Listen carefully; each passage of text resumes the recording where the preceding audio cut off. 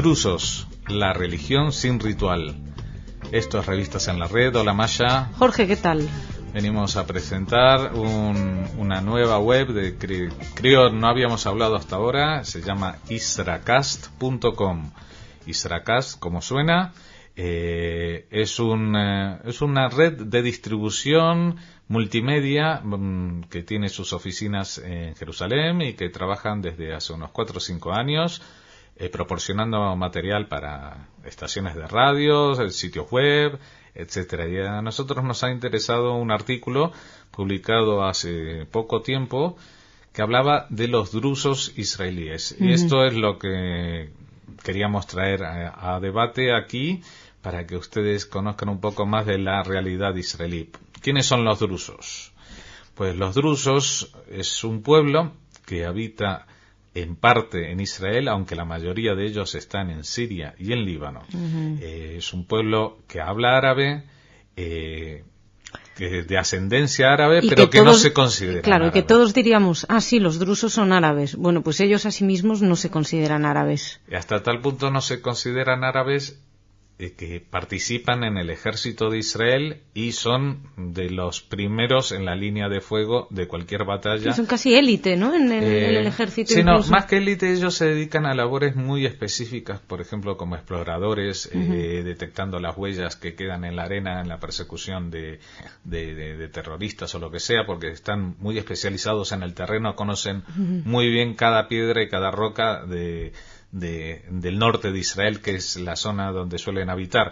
Ahí están distribuidos, hay muchos de ellos en Acre, en Aco, pero también hay una población muy importante en las faldas del Monte Hermón, que es la famosa montaña que ha servido durante años de límite entre Siria e Israel y que ha servido también de excusa para muchos ataques, porque cuando los sirios estaban en la parte de arriba de la montaña nos tiraban piedritas y otras cosas más difíciles piedritas más grandes hacia abajo, y ahora que Israel ha ocupado los altos del Hermón desde hace 35 años, pues Siria se ve tocada en su soberanía y reclama la devolución de esos pueblos, que por otra parte, como decimos, la mayoría de ellos son pueblos drusos que no se consideran árabes, que se consideran perseguidos por sus hermanos árabes. Y que están encantados de ser israelíes y que pertenecen precisamente, bueno, como dices, forman parte del ejército y haciendo labores muy específicas, que es curioso porque ahora con estas nuevas tecnologías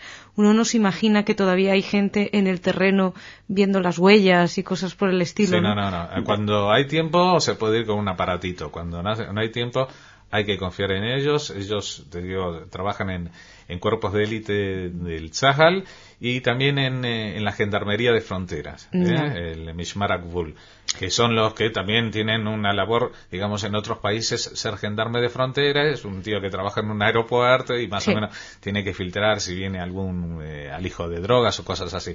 En Israel bastante más comprometido el tema porque las fronteras siempre están calientes. Y pueden entrar otras cosas. Oye, ¿y como cuántos drusos hay en Israel, más o menos? Según los datos que tengo, son unos 104.000 en Israel, incluyendo los 18.000 que viven en esta zona del Golán, de las faldas del Monte Hermón. Pero la mayoría de ellos, como decimos, si son 1 millón, viven en Siria y en Líbano, donde también muchas veces oímos hablar de tal o cual líder druso de la comunidad drusa, porque ellos no son ni musulmanes ni son católicos, y en tanto en Líbano, donde los judíos no participan en el reparto, pues la tercera comunidad importante son los drusos. Los drusos, que sin embargo no tienen ninguna representación así específica en el Parlamento, en el gobierno, en los órganos de gobierno. No, porque sabes que Líbano fue un invento francés que puso ahí una alternancia entre cómo funciona es simplemente que el presidente es, el primer ministro es suní, el presidente tiene que ser cristiano y el presidente del Parlamento es chií. Más o menos eso, así funciona el reparto. Pero es curioso porque la comunidad drusa en Israel tiene tiene su propia identidad, etcétera. Tiene incluso su propia corte. Sí, bueno, tienen unas características que no tienen en ningún otro país del mundo. Y aparte se sienten muy orgullosos de eso, a diferencia del conflicto que, por ejemplo, estuvimos hablando esta semana en la sección Povesham de los árabes israelíes, que tienen un conflicto que los otros palestinos les acusan de colaboracionistas, lo que sea. Los drusos de Israel se sienten perfectamente integrados y dentro de lo que es la sociedad israelí, y no tienen ninguna diferencia de derechos con el resto de los israelíes, porque, como dijimos, también al servir en el ejército, pues tienen los mismos beneficios de cuando se licencian, trabajan. Por ejemplo, yo recuerdo en mi época uno de los principales periodistas de frente, digamos, periodistas de guerra que tenía la televisión israelí, era un druso, ¿no? Porque él era de los que iban siempre delante de todos. Por cierto, que recomiendo mucho ese programa Povesham que hicisteis con Marcelo este lunes, se podía escuchar. Bueno, en el archivo les recomiendo que vayan a Povesham, de aquí y de allí, el lunes, este mismo lunes, un muy interesante programa acerca de las comunidades árabes en Israel. Bueno, hemos hablado de lo que no son los drusos, pero todavía es lo más difícil es definir qué son. Hay quienes los definen como religión, otros los definen como secta, porque digamos que es una religión, pero que durante una época muy precisa y determinada de su historia y se evangelizó, o sea, digamos que hizo proselitismo para atraer gente, y a partir de determinada época, que sucede hace bastantes cientos de años, se cierran completamente y no admiten a nadie más dentro. Algo así como que al principio, para tener gente, dijeron, chicos, vengan a vivir todos aquí. Cuando ya dijeron bastante, cerraron las puertas. Esta es nuestra fe, y después dijeron, ya no admitimos Exacto. más.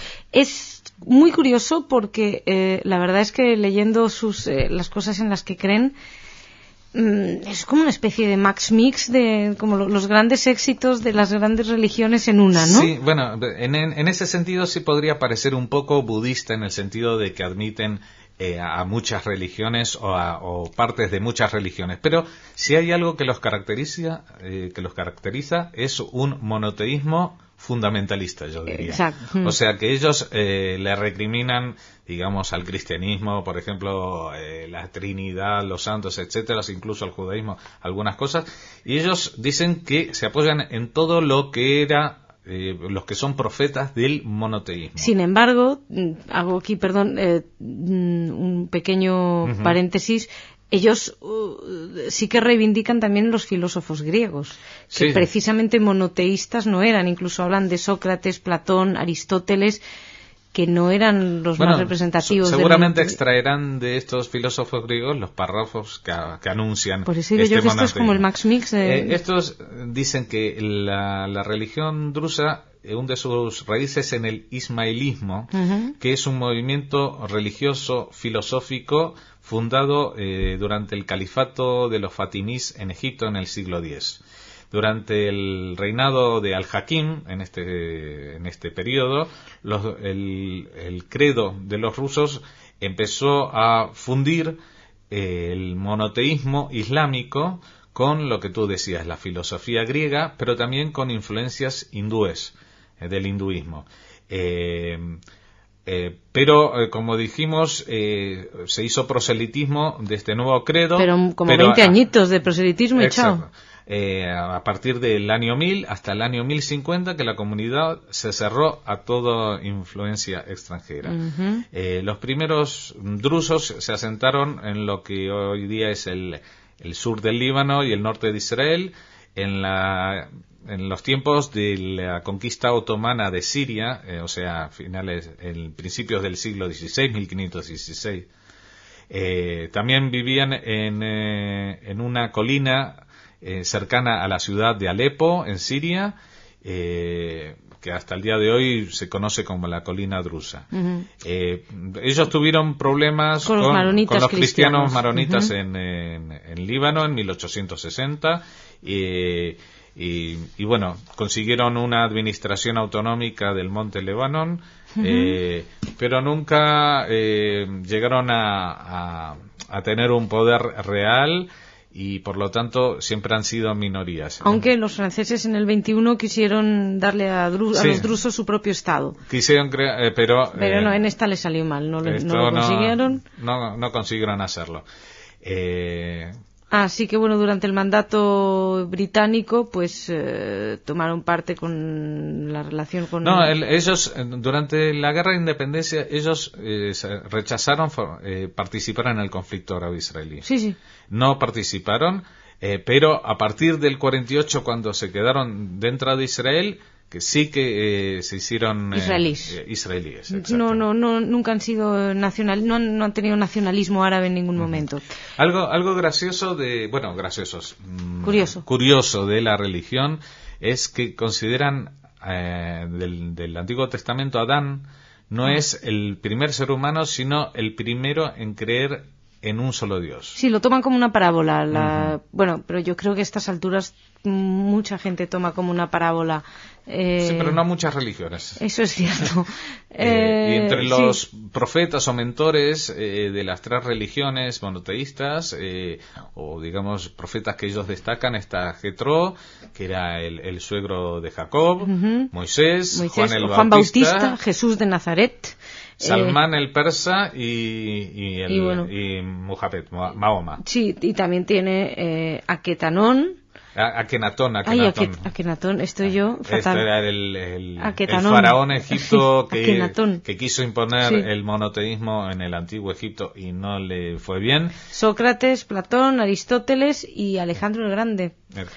Así que tienen, por eso llama la atención, ¿no? La cantidad, tienen como un poquito lo mejor de cada casa. Sí, pero también tienen algo que los distingue de los demás y que ha dado título o subtítulo a nuestras revistas en la red de hoy, que es una religión sin rituales.